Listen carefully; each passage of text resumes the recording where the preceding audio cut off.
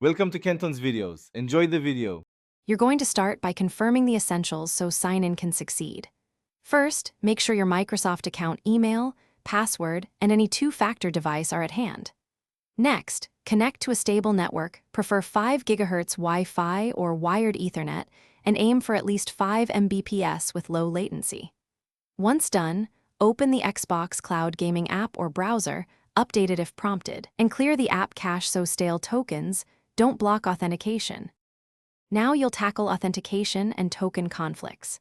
Sign out of Xbox services on every device, then sign back into your Microsoft account on the device you'll use for cloud gaming. This forces fresh tokens. If problems persist, revoke stale sessions at your account security page to clear lingering sessions.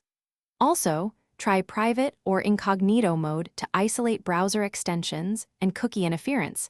This often reveals whether the problem is local. Make sure to enter any authentication codes, exactly as shown on your 2FA device. Finish by rebooting both your router and the device you use for cloud gaming.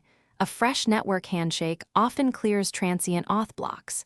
If sign-in still fails, reset network settings or try a mobile hotspot to check if ISP filtering is involved.